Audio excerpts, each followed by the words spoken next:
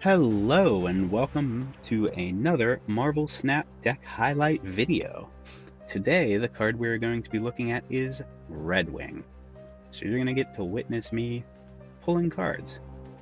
I also don't have Zemo, so I'm hoping that works out well. And with the miscellaneous card buff to 2,000 tokens, I am more than okay burning keys on this. So Redwing is a 3/4 with the text, "The first time this moves, add a card from your hand to the old location," so wherever he moved from. Now, that is a pretty standard looking card, cheat card. Nice. So that's a card I was missing. Very happy about that one. So he is typically going to be running decks that are playing large cards. Beautiful. And we're going to stop there because I don't want Cena that much. But typically going to be run in decks that want to cheat in big cards. Anytime I look at a cheat card or a cheat deck, the two cards I want to be able to play are Death and Infinite. So they are both cards that are borderline unplayable without some method of cheating. Legal in-game cheating. But Death obviously has the tagline that if you destroy a bunch of cards, she becomes cheaper, easier to play. She also works very well in Hella decks. I'm going to highlight that later in the week, so we'll just pocket that thought. But cards that will allow you to avoid the cost of Death, which is an 8, so otherwise unplayable, or the downside of Infinite, which is you have to skip turn 5 to play Infinite on 6. That's a pretty big deal because there are a lot of pretty big turn 5 plays in a lot of decks. So it's very difficult to justify skipping turn 5, even if you are putting the biggest card in the game. Yes, I know there's exceptions if you get an all going. You are putting the biggest flat stat card in the game onto the board. So cards like Jubilee or cards like Lockjaw, something like Blink, something that will allow you to get that massive stat line on the board without having to actually play the card. The thing with a lot of those cheat cards right now is they pull from your deck.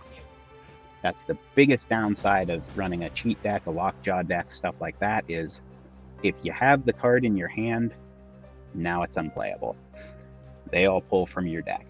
So Redwing is nice because he pulls from your hand, not your deck. So you draw the Infinite, well, now I can't blink it in, can't Lockjaw it in, can't Jubilee it in, but Redwing still works. So Redwing, and the only other card that does that from your hand is Dracula. Redwing is a little cheaper, better initial stats, and it lets you move cards around. Or at least I'm assuming you're running it in a deck with at least a couple move cards. If you're not, then it's just the 3/4 with no abilities. That doesn't seem great to me, so I'm going to assume you have at least one move card in your deck. So we will see how this goes. I mocked up a pseudo Surtur move lockdown deck, and we're gonna hop right in. Game 1, here we go. So this deck has a couple of things going on. It's got a Surtur Skaar sub package. Crossbones, Cull Obsidian, and Heimdall will all buff the Surtur and discount the Skaar. The Skaar will also buff the Surtur. Then we have a pseudo move package going on, so that the Heimdall fits both those bills. We have the Captain Marvel, which with the change to Professor X's text will now work correctly. And by correctly, I mean she can get into the Professor X lane to win us the game, so we don't have to be as careful playing him. She can also get out of the Professor X lane to win the game. which is nice as well. It kind of protects her from any sort of destroy cards, most affliction cards. And then we have Silk, who will just bounce around. It's fairly easy to dump her into the Professor X lane. We just have to make sure we're playing our cards in the right spot, in the right order. And then Araña is a nice card that we can play early on, kind of ignore, and then whenever we are ready to play her, we can just activate her. That'll be right before we play either the Spider-Man 2099 or the Redwing. She pairs nicely with the Spider-Man 2099 because he is a 5/9 card, which does not buff the Surtur. But the Araña gives a +1 power and moves. So he will become a 5/10, which activates the Surtur. And he will also just nuke a card. Honestly, I don't think Spider-Man 2099 is the best card for this deck. I just really like the card, so that's why he's here. We're running a pseudo move package anyway, and with Araña, he can be a 10 power card which buffs the Surtur. So he fits in a couple different ways. Even if I don't know that he is ideal, that is not great either. RIP. It's fun while it lasted. So, the fun thing about Heimdall is we can just move our whole board to the left. We're losing Lemuria, unless we stick a Cull Obsidian there, in which case we're winning it, but we're probably losing in a lot of other spots. What the Heimdall does, he'll just shift everything to the left. It tends to catch people pretty off guard. I know I usually don't expect to see a Heimdall, so here we go. That moves a couple cards around, buffs the Surtur. This guy is running Shang, because every deck I hate running Shang. And that. Dang it. You hate to see it. That's just really, that card right there. This guy. Come on. That guy. Bane of my existence. Only card that counters most of the decks I enjoy. But here we are. Hopping into game 2. Hopefully we'll get to play the Redwing instead of just getting him deleted. That is really what we're looking for with this deck. The Vault is actually really good for us because we have Heimdall in hand, so we can just kind of ignore it. We don't really need to play anything there.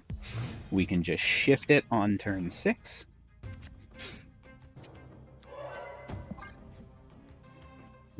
Shove a Captain Marvel there. And our Captain Marvel can fly into the vault if need be. Our Silk can fly into the vault if need be. This guy is running Hela, which is not really what I'm looking for. We're gonna put up Crossbones in middle. That's gonna bounce the Silk out, but yeah, if he doesn't play anything there this turn, which he did not, we're gonna shove the Professor X in middle. And what that does, we're gonna play the Araña first. So the Araña's moves a card to the right, which if we lock down middle does literally nothing, but she'll still give the +1 power. What this does is prevents a Hela play from dumping a bunch of cards middle. At this point, we've won middle. That's not really where we wanted the Silk to bounce, but here we are. That is so rude. So, the question here is, do we slap a Heimdall here? That moves everything over to the left one space, and then we're done. Or we do a Redwing Skaar, which puts us at 14 power here. He has discarded 4 cards, 3 cards, a 4 cost, a 6 cost, and an 8 cost, so all of them will come back. The Magneto is going to pull our Crossbones. None of them will come back in middle, though. So, since he plays first, all of those cards will come back. That is, at most, 34 power. If they all go into Vault, he wins Vault. And there is just nothing we can do about that. That's 1 more power, that's not going to matter. But otherwise, all of these guys will get shoved into Vault. And we will probably win that lane. Minions to me. Good, good. We are the future. So that pulls all of those guys. This should move the Professor X and the Araña, since they were the first 2 we played there. And since I am bad at math, we lost anyway. Is what it is. We kind of knew that going in, just based on the cards on the board. We're going to play this guy, I swear. We'll get there.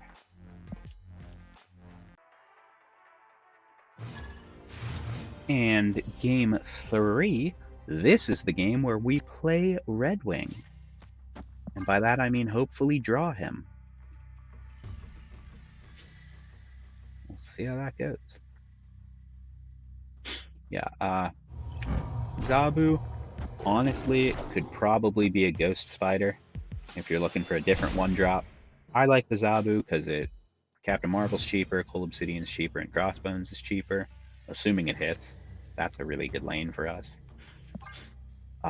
The also gives you a place to play Cull Obsidian, because otherwise I like to have at least 2 1-drops in any deck that he's in. This is not great.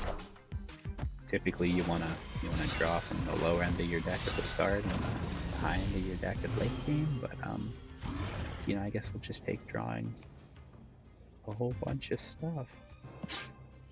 So this could be interesting here. That's a hot take. Sir, what?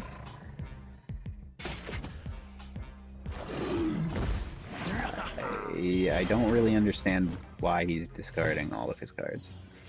Like, I get you're drawing it because you want Asgard, but like, why?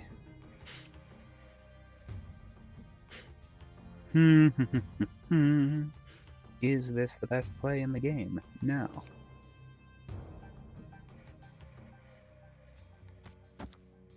But I really want it to be... screw it. We're gonna just lock down middle. Okay. And it's a good thing we did, because I hate that. So he has all of the stones at this point. But he discarded Thanos, so who cares? I don't know. I don't quite follow what the plan was there. Ha ha ha. Yeah. So the good news is we lost again. I'm gonna show a bunch of cards there. He can't play into middle, so we've won that. There's no way we're beating 11 power into Asgard with our current state of the board and hand. So our best bet is to put a bunch of cards here and hope for the best. Blink tried to hit Mind Stone. Doesn't work because Professor X locked that down. I'm guessing this guy just didn't understand that that didn't work. Honestly, I would have tried it too, thinking it works. I never really know what goes in or out of Professor X. I guess moving based on the text, but that would require reading the text. Next game, buddy. We'll get you in there. Hopping into game 4. Oh my gosh. The goal here is to pull Heimdall on turn 6, so he moves our Redwing. Otherwise, we're just gonna slap a bunch of cards down in the order we get them. I am going to put Redwing on this far right lane, unless that location is horrible. I don't really like that. Typically, that means some sort of move deck, which completely ignores the Professor X setup we've been. What?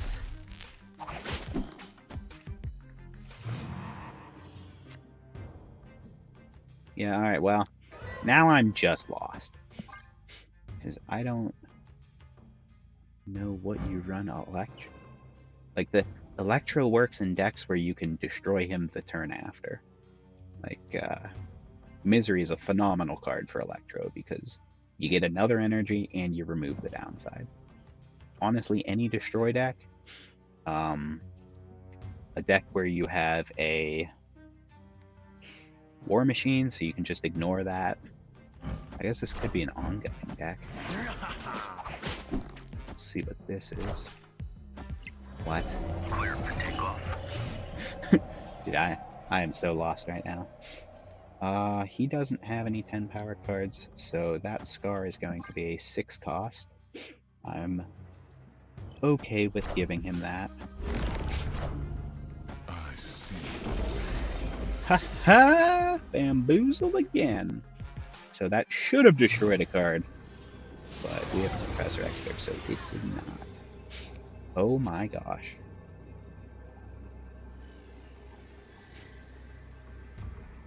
Okay. Our best bet might be that, and hope the silk goes in middle. Actually, no, we hope she doesn't. That loses us. Well, that's just rude. Yeah, this is not a great hand. He's winning whatever lane he plays the Skaar into, unless our Dracula gets lucky. There's no way we win this, so that is unfortunate. And we did not draw the Heimdall to even do some Redwing cheese.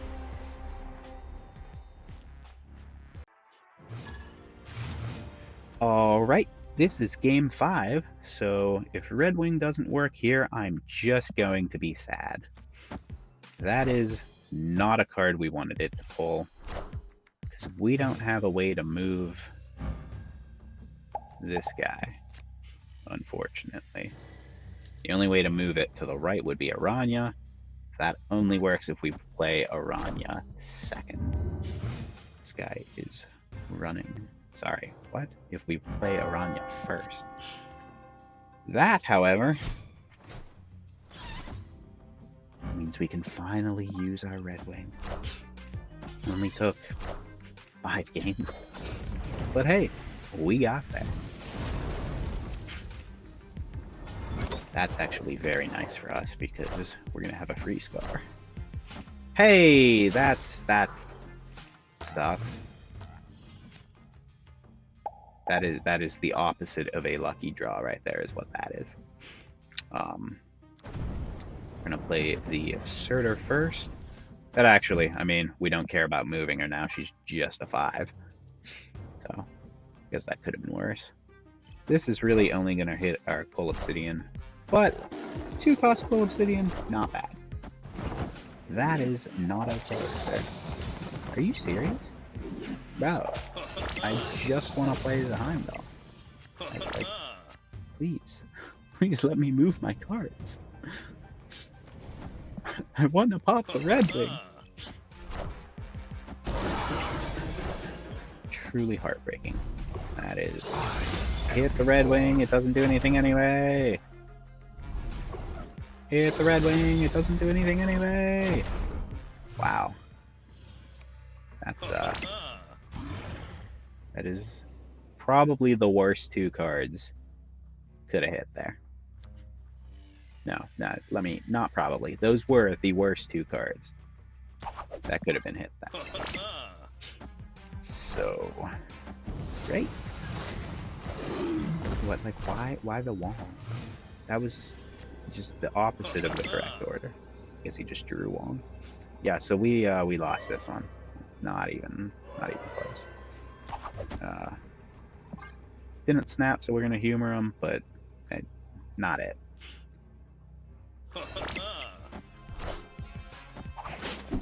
So he had to have what? Yeah, truly unfortunate. Yeah. So if you take anything away from this, unusable card. It's not user error, it's not the deck, I assure you it's the card. There's nothing else it could be. Thank you for coming to my TED Talk. Well, hope you enjoyed. Remember to like, comment, and subscribe, and I will see you in the next one.